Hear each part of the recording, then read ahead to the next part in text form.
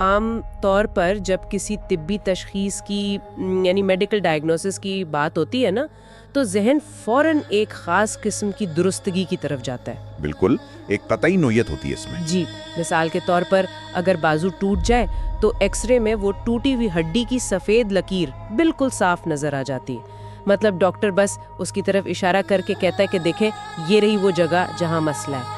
ایک بالکل واضح اور دو ٹوک معاملہ. صحیح بات ہے. ہڈی ٹوٹی ہوئی ہے یا نہیں ٹوٹی ہوئی، اور سچ پوچھیں تو اس میں ایک عجیب سی نفسیاتی تسلی بھی ہوتی ہے. ہاں، وہ کیسے؟ دیکھیں، انسانی ذہن کو چیزوں کا صاف نظر آنا اور ان کا واضح خانوں میں تقسیم ہونا بہت اچھا لگتا ہے. ہم نا بلیک اینڈ وائٹ میں سوچنے کے عادی ہیں. بالکل ایسا ہی ہے. لیکن مسئلہ تب پیدا ہوتا ہے جب ہم روحانیت، عقیدے اور خاص طور پر اسلام میں قربانی جیسے احکامات کی دنیا میں قدم رکھتے ہیں. بالکل، وہاں تو معاملات اتنے بلیک اینڈ وائٹ نہیں ہوتے. وہاں اچانک وہ ایکس رے مشین کام کرنا چھوڑ دیتی ہے. بظاہر جو منظرنامہ نظر آ رہا ہوتا ہے در حقیقت اس کے پیچھے کی فلسفی بہت گہری ہوتی ہے اور عام انسانی نگاہ کے لیے کافی پیچیدہ بھی. 100%. اگر صرف ظاہری آنکھ سے دیکھا جائے تو ایک عام مشاہدہ کرنے والے کو یہ محض ایک جانور کا خون بہانے اور گوشت تقسیم کرنے کا عمل ہی لگتا ہے. جو کہ مطلب میں کہوں گا کہ ایک انتہائی سطحی نظریہ ہے. اگر ہم اس کی تہہ تک جائیں تو یہ مکمل طور پر ایک کثیر الجہتی حقیقت ہے.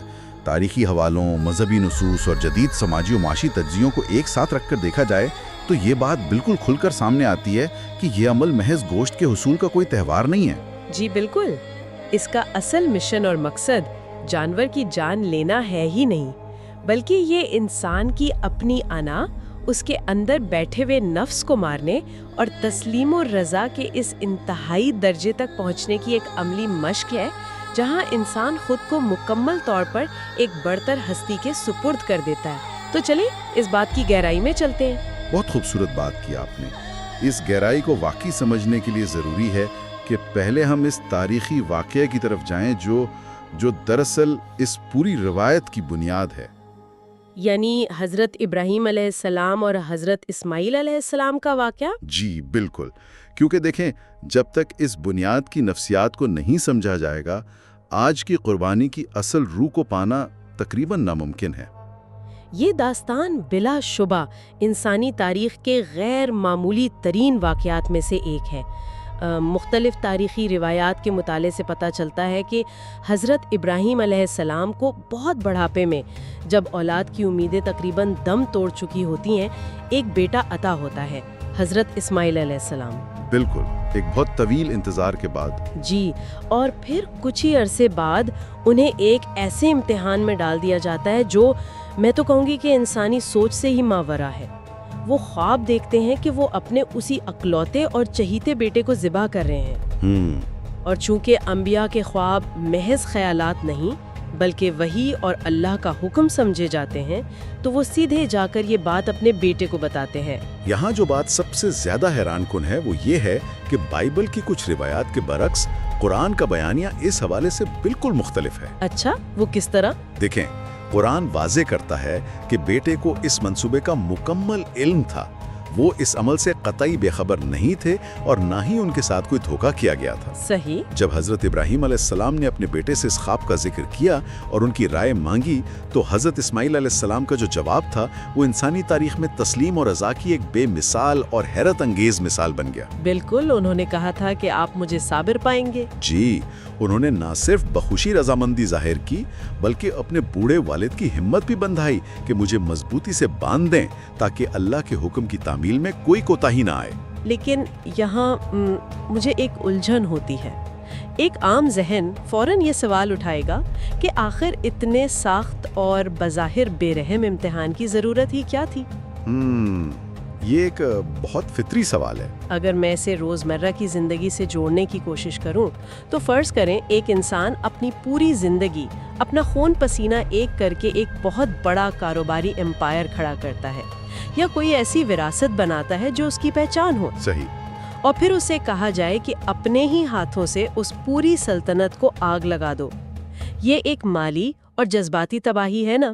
اور یہاں تو بات مال کی بھی نہیں بلکہ ایک باپ کے لختے جگر کی ہو رہی ہے جس کے لیے اس نے دہائیاں انتظار کیا. اپنی سب سے عزیز چیز کو اپنے ہی ہاتھوں ختم کرنا یہ کس قسم کی روحانیت ہے؟ آپ کی الجھن بالکل بجا ہے، اور سچ کہوں تو یہی وہ مقام ہے جہاں لوگ اکثر ٹھوکر کھاتے ہیں۔ اصل میں یہ واقعہ کسی انسان کی جان لینے یا خون بہانے کے بارے میں تھا ہی نہیں۔ تو پھر اصل مقصد کیا تھا؟ یہ نفس کے قتل کی ایک شاندار علامت تھی۔ اللہ تعالیٰ حضرت ابراہیم علیہ السلام کی زندگی سے اس آخری دنیاوی محبت کو بھی پاک کرنا چاہتا تھا، جو شاید خدا کی محبت کے برابر آ سکتی تھی۔ یعنی ان کا بیٹا؟ جی، یہ اس بات کا امتحان تھا کہ انسان کے دل کے تخت پر کون بیٹھا ہے، کیا وہ دنیاوی رشتے ہیں یا خدا کی ذات؟ جب حضرت ابراہیم علیہ السلام نے چھری چلانے کے لیے ہاتھ اٹھایا تو انہوں نے دراصل اپنے بیٹے کو نہیں بلکہ اپنی دنیاوی محبت اور اپنی انا کو ذبح کر دیا تھا۔ ارے واہ، یہ بہت گہری بات ہے، اور تاریخی روایات بتاتی ہیں کہ جب انہوں نے واقعی چھری چلائی تو وہ چلی ہی نہیں۔ بالکل، یا تو چھری نے کاٹنے سے انکار کر دیا یا بیچ میں کوئی رکاوٹ آ گئی، جیسے تانبے کی رکاوٹ کا ذکر آتا ہے۔ پھر ندا آئی کہ آپ نے اپنا خواب سچ کر دکھایا ہے، اور اس عظیم قربانی کے فدیے کے طور پر ایک ذبح عظیم یعنی ایک بڑے دمبے کو پیش کر دیا گیا۔ اس کا سیدھا سا مطلب یہ تھا کہ اللہ کو بیٹے کی جان کبھی مطلوب تھی ہی نہیں۔ صحیح۔ وہ صرف یہ دیکھنا چاہتا تھا کہ کیا انسان خدائی رضا کی خاطر اپنی محبوب ترین چیز کو چھوڑنے کے لیے مکمل طور پر تیار ہے۔ جب وہ تیاری مکمل ہو گئی تو امتحان ختم ہو گیا۔ جانور کا پیش کیا جانا اس بات کی علامت بن گیا کہ انسان نے اپنی انا کی قربانی دے دی ہے۔ یہ بات واقعی واضح ہو گئی کہ بنیاد میں نفس کا قتل ہے۔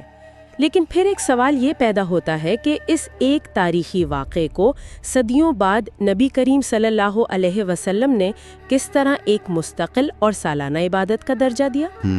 کیونکہ ہم دیکھتے ہیں کہ حضور صلی اللہ علیہ وسلم نے اس سنت ابراہیمی کو بہت پابندی سے ادا کیا۔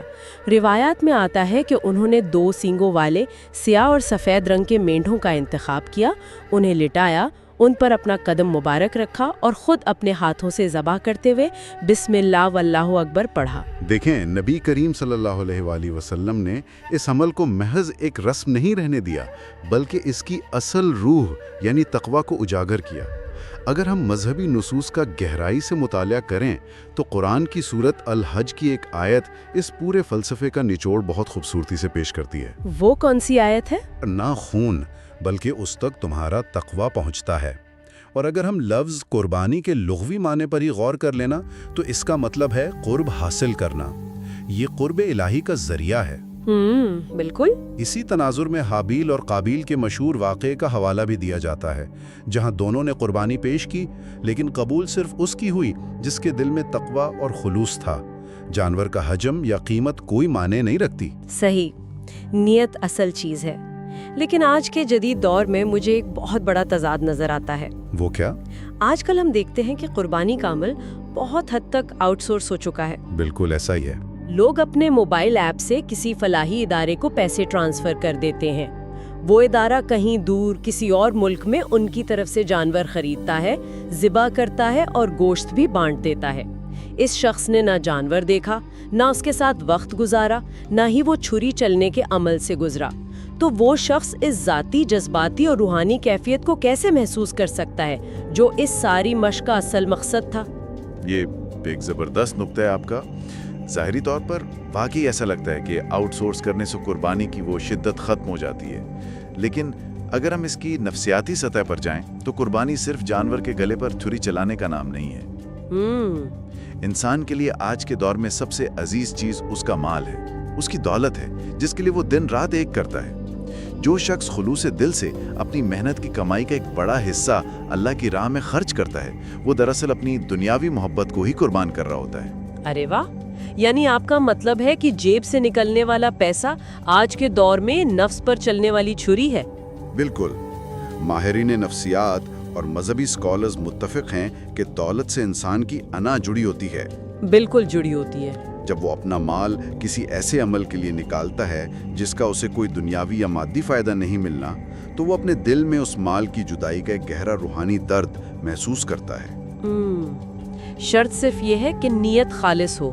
جی، اگر نیت ریاکاری یا دکھاوے کی ہے تو پھر چاہے وہ اپنے ہاتھ سے 10 جانور بھی ذبح کر لے، وہ تقویٰ کے معیار پر پورا نہیں اترے گا۔ یہاں آ کر بات واقعی بہت دلچسپ ہو جاتی ہے، کیونکہ ہم نے قربانی کے اندرونی اور روحانی پہلو پر تو بات کر لی، یعنی اس درد کی جو انسان محسوس کرتا ہے۔ جی لیکن اگر ہم تصویر کا دوسرا رخ دیکھیں تو بیرونی دنیا میں ایک جیتا جاگتا جانور اپنی جان سے ہاتھ دھو رہا ہے، اور جب ہم جدید دور کی بات کر ہی رہے ہیں تو ہمارے سامنے جانوروں کے حقوق یعنی اینیمل رائٹس کا ایک بہت بڑا اور حساس موضوع کھڑا ہے۔ بالکل کھڑا ہے۔ ویگن نظریات کے حامی اور جانوروں کے حقوق کے سرگرم کارکن اکثر یہ سوال اٹھاتے ہیں کہ آخر خدا کی خوشنودی کے لیے کسی بے زبان کا خون کیوں بہایا جائے؟ کیا یہ ایک بے رحمانہ عمل نہیں؟ وہ تو یہ بھی دلیل دیتے ہیں کہ اگر غریبوں کی مدد ہی کرنی ہے تو براہ راست انہیں پیسے کیوں نہیں دے دیے جاتے؟ جانور کو بیچ میں لانے کی کیا ضرورت ہے؟ اگر ہم اسے وسیع تر تناظر میں دیکھیں نا تو آج کی دنیا میں جانوروں کے حوالے سے دو انتہائی اور متضاد رویے پائے جاتے ہیں۔ وہ کون کون سے؟ ایک طرف وہ سخت گیر سرمایہ دارانہ ذہنیت اور انڈسٹریز ہیں جو جانوروں کو محض منافع کمانے کی مشین اور بے جان اشیاء سمجھتی ہیں۔ کاسمیٹکس کے لیے ان کی آنکھوں میں کیمیکلز ڈال کر تجربات کیے جاتے ہیں۔ ہاں، یہ تو بہت ہی افسوسناک ہے۔ فیشن انڈسٹری میں محض ایک ہینڈ بیگ یا جوتے کے لیے انہیں بے دردی سے مار دیا جاتا ہے، یہاں تک کہ کھیل کے نام پر محدوم ہوتے جانوروں کا شکار کیا جاتا ہے۔ اور دوسری انتہا کیا ہے؟ دوسری انتہا وہ لوگ ہیں جو جانوروں کو بالکل انسانوں کے برابر درجہ دے دیتے ہیں۔ وہ ان کا گوشت کھانے، دودھ پینے یا ان پر سواری کرنے کو قتل اور استحصال کے مترادف سمجھتے ہیں۔ وہ اس حد تک چلے جاتے ہیں کہ پالتو کتوں اور بلیوں کے نام اپنی اربوں کی جائیدادیں کر دیتے ہیں، جبکہ اسی شہر میں انسان فٹ پاتھوں پر بھوکے سو رہے ہوتے ہیں۔ اوف، واقعی یہ تو بالکل ہی دو مختلف دنیایں ہیں۔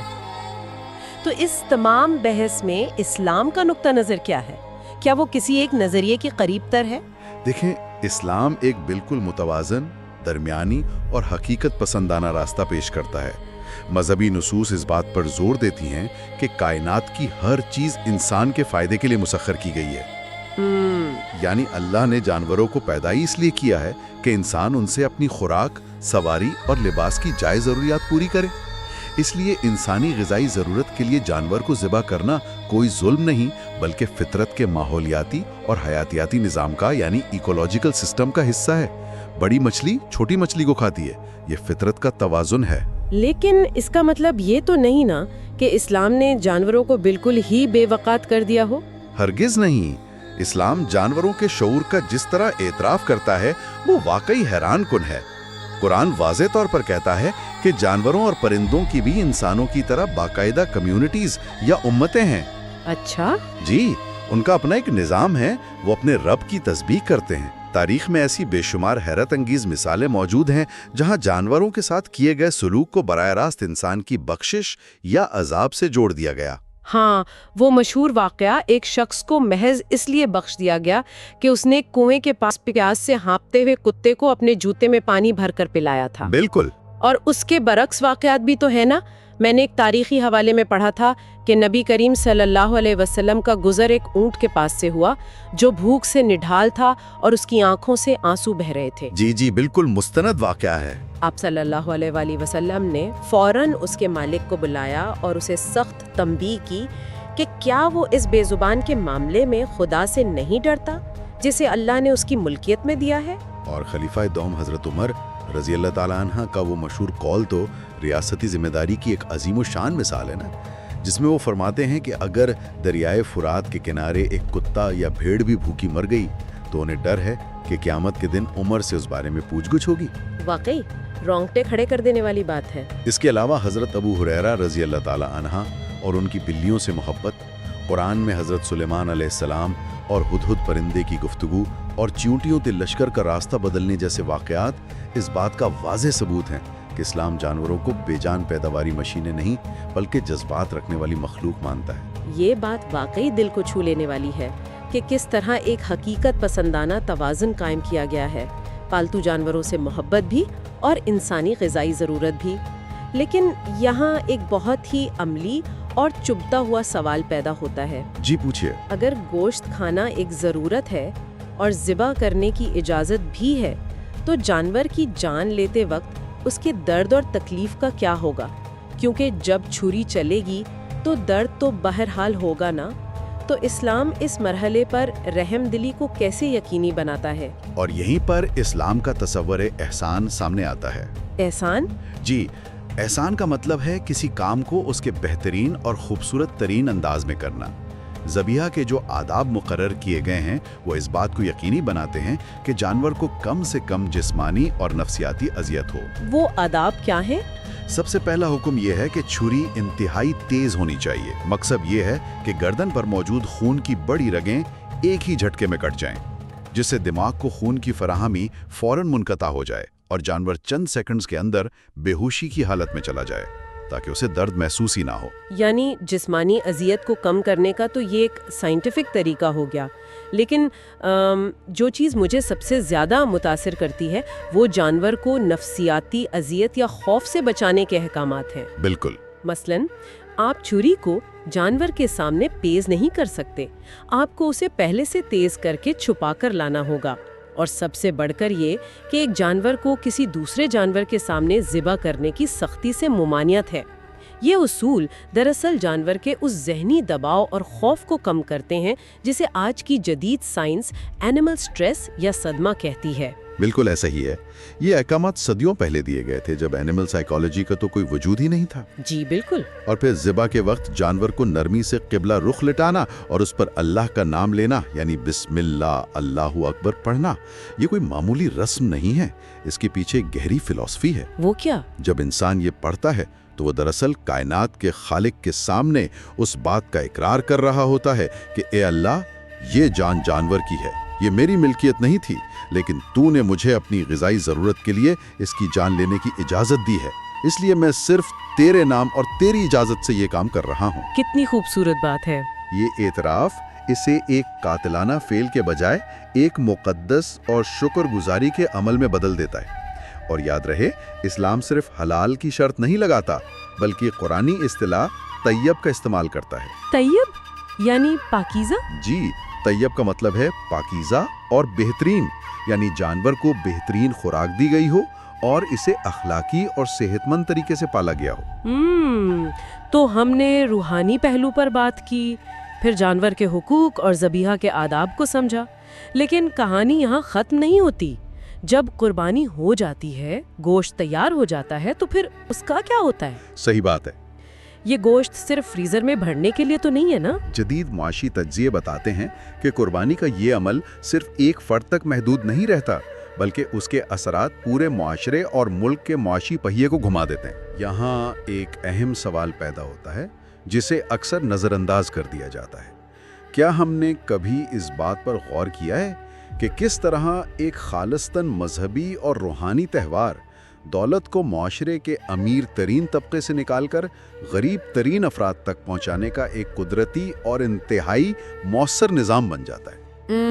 جسے معاشی زبان میں ری ڈسٹریبیوشن آف ویلتھ کہتے ہیں۔ بالکل، دولت کی مساوی تقسیم۔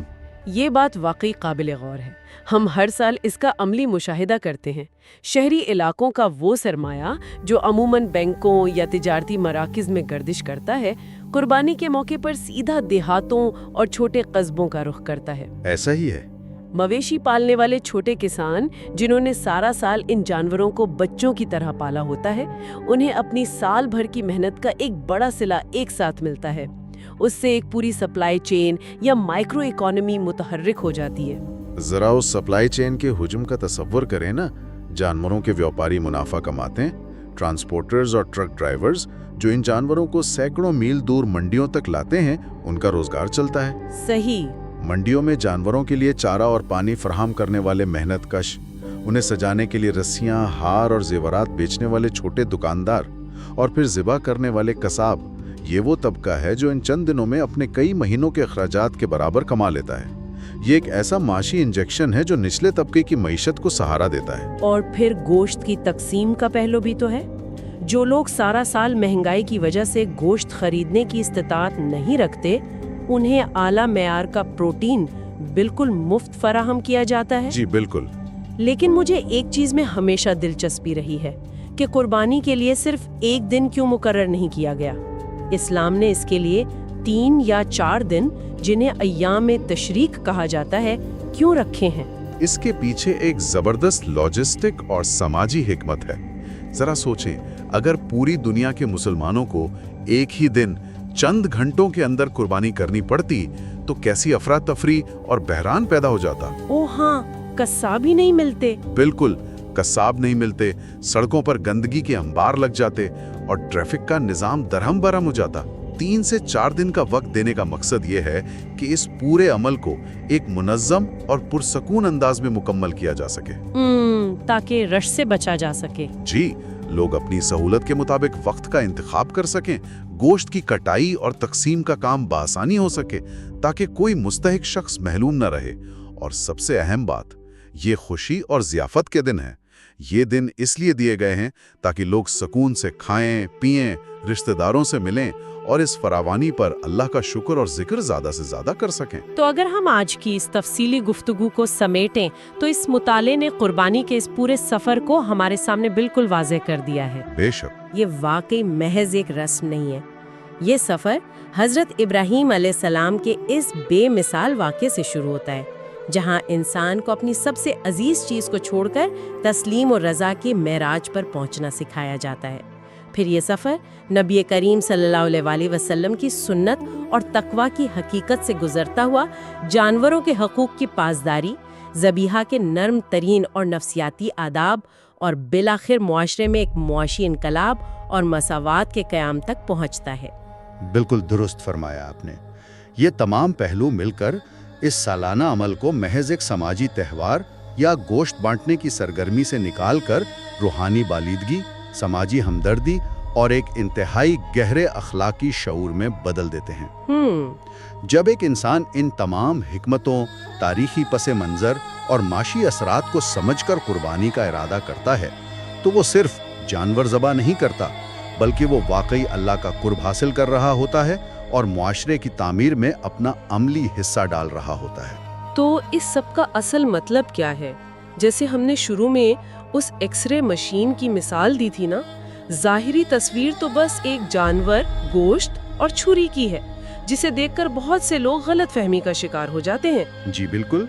लेकिन अंदरूनी हकीकत तकवा, एहसान, अना की कुर्बानी और समाजी फलाह की है।